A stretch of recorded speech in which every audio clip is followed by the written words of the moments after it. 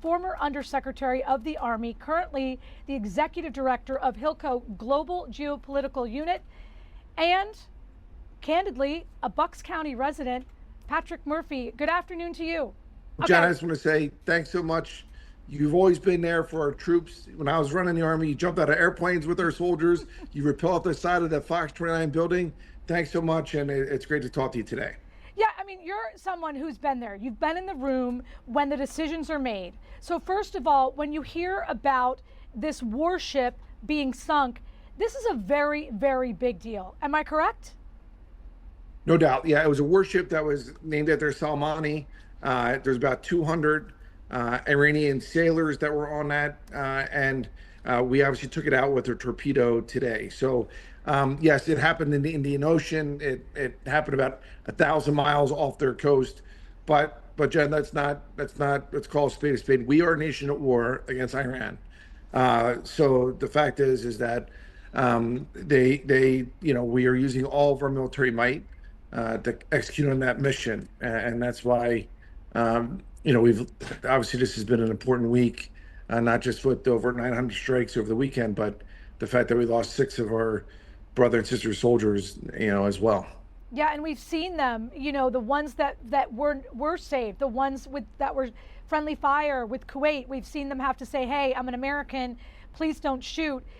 Back in Tehran, we're hearing that the tempo of the strikes is so intense there that government TV has said the ceremony to mourn the supreme leader will be postponed.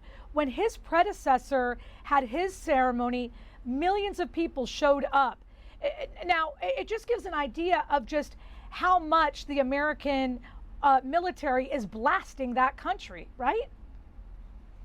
But that's a factor, but also how unpopular he is in his own country before we just took him out. I mean, we all know that there were millions that were in all 31 provinces that were protesting in the streets.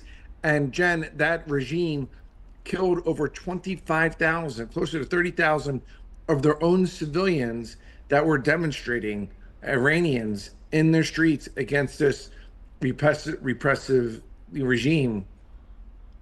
Yeah, so we look at this and we now know so many countries are involved. Certainly it started as the United States and Israel against Iran. But we now know that there's upwards of 10, 12 countries that have some, financial, physical involvement. When you think about that from a global perspective, what does that mean for this war? What does it mean for the people in every country? Yeah, well, I can't help but go back to the Iraq War, right? As you know, I was in the invasion of Iraq. I was a captain, a paratrooper with the 82nd Airborne Division. At that moment, back in 2002 and 2003, we launched in March of 2003. At that point, we had 73% of Americans were for the Iraq War. Now, it came on the tail end 18 months earlier. Our nation was attacked, thousands of innocent Americans were killed. But 73% of Americans were for it. The Congress of the United States authorized the Iraq War in the House and the Senate. Our Secretary of State, Colin Powell, went to the UN to brief fellow nations, and we had a coalition of forces. On this fight, we don't have congressional support. Only about 23% of the Americans were for this. And we do have several countries, including Canada and others, that are with us. There's other countries, though, and again, very close allies, Jen, that are not with us. The UK came out. They didn't let us use their air bases in the region. They used those to launch attacks. France has spoken out against it.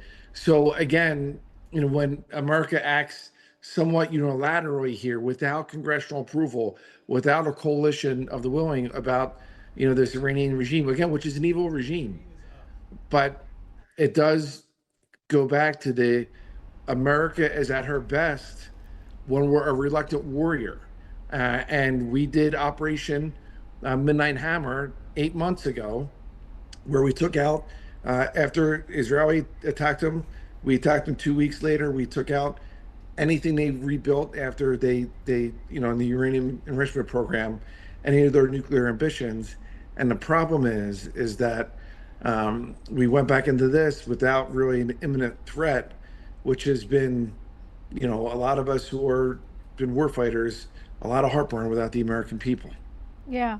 So, I think about everything you're saying, and I think about, how this happened, the perception, all of that. And, you mentioned two countries, the UK and France. And the president yesterday hosted the chancellor of Germany, and he mentioned with different tones many countries, including Spain. And I will tell you on a personal note, I've got a kid studying abroad in Barcelona. His program has already been threatened by the people of Barcelona. They don't like tourists anyway. They don't like Americans. They don't like this at all.